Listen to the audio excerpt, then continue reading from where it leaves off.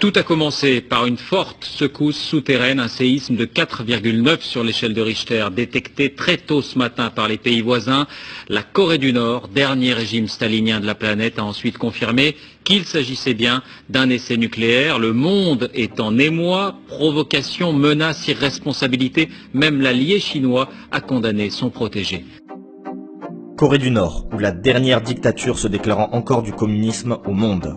On entend beaucoup d'histoires et de rumeurs venant de ce pays où la liberté d'expression est inexistante et où trouver une information vérifiable relève du miracle.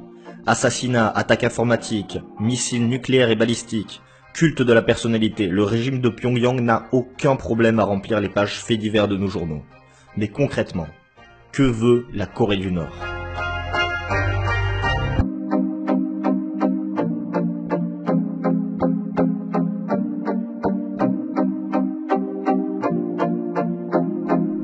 Pour bien cerner le sujet épineux de la Corée, il convient de bien remettre le tout dans le contexte. En fait, depuis plus de 2 millénaires, le pays du matin calme a oscillé entre périodes d'indépendance et domination, tantôt chinoise, mongole ou japonaise. Elle s'est tout de même créée une identité propre, avec sa culture, sa langue, ses mœurs, basées autour de la dynastie Joseon, et de ses rois isolationnistes qui cherchent à protéger au maximum le pays en limitant les échanges externes. Faut dire qu'elle a toujours eu des voisins belliqueux juste à côté. Même les Français et Américains, respectivement en 1866 et 1871, vont aussi essayer d'en rentrer manu militari en Corée pour faire valoir leur intérêt, mais ça finira par des échecs cuisants. Il va falloir attendre 1905 pour que les Japonais, après une guerre contre la Chine et la Russie, prennent durablement le contrôle de la Corée, imposant une japonisation qui encore aujourd'hui alimente les rancœurs.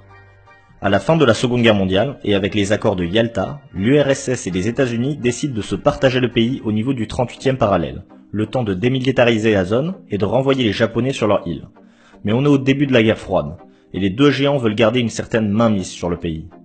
Pour devenir le prochain chef du pays, l'URSS va soutenir Kim Il-sung, un communiste issu de la guérilla anti-japonaise, et les USA vont soutenir Lee Sung-man, un nationaliste qui a vécu en exil aux États-Unis. Ils vont négocier et ne vont pas trouver d'accord pour savoir qui devrait prendre les rênes du pays. Là, les États-Unis et l'OTAN vont organiser des élections au sud du pays qui vont voir Lee Sung-man être élu en 1948. En représailles, et un mois plus tard, en juillet 1948, l'URSS va faire de même et proclamer la République populaire de Corée avec Kim Il-sung à sa tête. Ainsi, un petit peu comme le Vietnam en 1954, on se retrouve avec deux moitiés de pays face à face. Les armées américaines et soviétiques s'en vont, et l'armée nord-coréenne, consciente de son avantage, elle a plus d'hommes et elle est mieux équipée, va décider d'envahir le Sud en 1950 pour la réunification.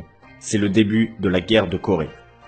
Quoi qu'il en soit, après les interventions des États-Unis, de l'ONU et des Chinois, on se retrouve après 3 ans de guerre dans une impasse. Un cessez-le-feu est signé, on démilitarise la frontière, et ça fait 60 ans que le Nord et le Sud se regardent.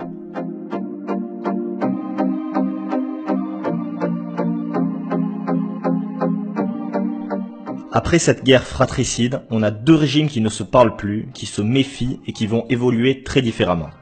D'un côté, Kim Il-sung, mégalomane né, va créer un culte de la personnalité et obtient un contrôle absolu du pays, obligeant ses homonymes à changer de nom, décrétant que l'an 1 du calendrier serait sa date de naissance, mais surtout, il va créer un nationalisme nord-coréen basé sur le parti unique, le parti des travailleurs. Il meurt en 1994, transmettant le pouvoir à son fils, Kim Jong-il, et laissant un pays exsangue qui subira une famine mémorable l'année suivante, due notamment à des inondations. Du côté sud de la frontière vont se succéder régimes démocratiques et autoritaires, voire des débuts de dictature soutenus par les États-Unis. Ce n'est d'ailleurs qu'en 1998, oui 98, que la Corée du Sud, avec l'élection de Kim Dae-jung, va définitivement devenir une démocratie. Mais en adoptant le modèle capitaliste même durant ces périodes de régime autoritaire, et avec la croissance du géant Samsung, cette moitié de pays va devenir quant à elle une puissance économique de la région.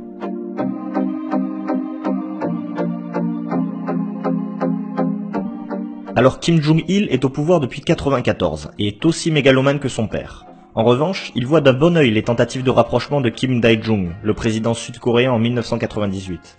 Après avoir gelé son programme nucléaire contre une aide énergétique, les tensions se font moins pressantes, à tel point qu'en 2000, il va ratifier définitivement le TNP, le traité de non-prolifération nucléaire, refusant aux yeux du monde entier de se doter d'une telle arme.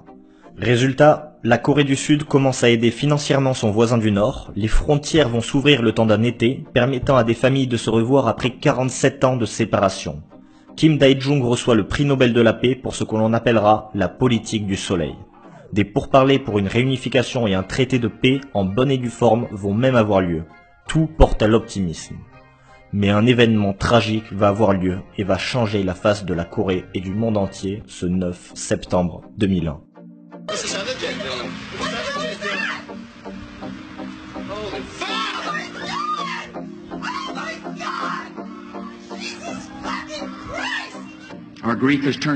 Notre peine s'est transformée en colère, et notre colère en détermination.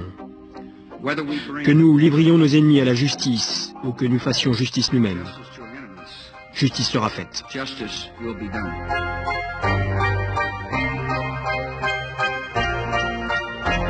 Irak, Iran, Corée du Nord. Tel est l'axe du mal selon Bush. Tout à coup, le régime de Pyongyang prend peur et se rend compte de sa faiblesse. La politique ultra-interventionniste et le désir de vengeance pourraient détruire Kim Jong-il, aussi facilement qu'il détruira le régime de Saddam Hussein. D'ailleurs, Bush accuse la Corée du Nord de développer des armes de destruction massive clandestinement. Exactement comme l'Irak. L'URSS n'existe plus, la Chine s'ouvre au monde et ne défend plus aussi ardemment son voisin nord-coréen. S'il ne peut pas se défendre, c'est la fin et Kim Jong-il le sait très bien. Il engage donc son pays dans une course effrénée à l'armement et va, sous les regards ébahis et réprobateurs du monde entier et de la Corée du Sud, devenir en peu de temps la 5e puissance militaire au monde. En 2003, il se retire du TNP et annonce qu'il compte se doter de l'arme nucléaire. Ce n'est plus le parti mais l'armée qui se retrouve au cœur de la société nord-coréenne. Et en 2006, vraisemblablement, le premier test nucléaire souterrain aurait été réussi.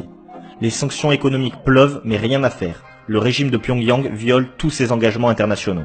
Ainsi, depuis 10 ans, la situation n'a pas bougé, et malgré une courte période d'espoir à la mort de Kim Jong-il en 2011, et l'accession au pouvoir de son fils, Kim Jong-un, qui a étudié en Suisse, force est de constater que l'on est toujours dans une impasse.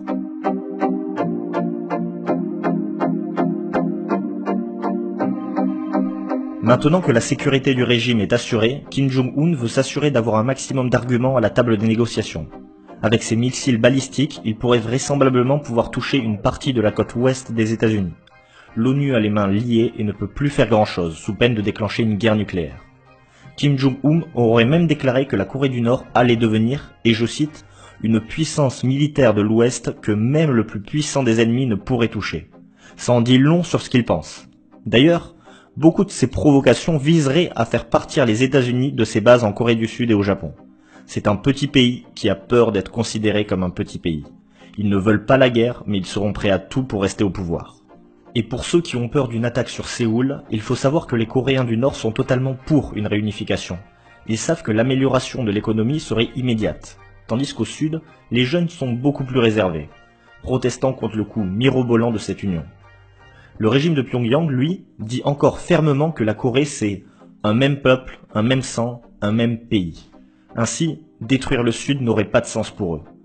Quoi qu'il en soit, après toutes les provocations militaires, même la Chine, qui est leur principal allié et leur principal partenaire économique, en a marre, et ne pose plus son droit de veto concernant les sanctions économiques.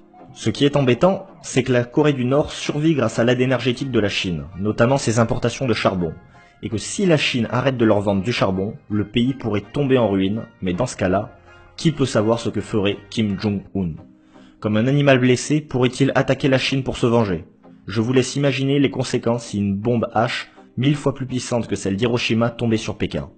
Bref, la Corée du Nord a réussi son coup et s'est assuré une relative pérennité par sa stratégie de la peur, mais jusqu'où iront-ils? Voilà, c'est tout pour cette vidéo, j'espère qu'elle vous a plu. Comme d'habitude, n'hésitez pas à liker, à partager ou à commenter cette vidéo si vous n'avez pas compris quelque chose, et nous, on se retrouve très vite. Bye.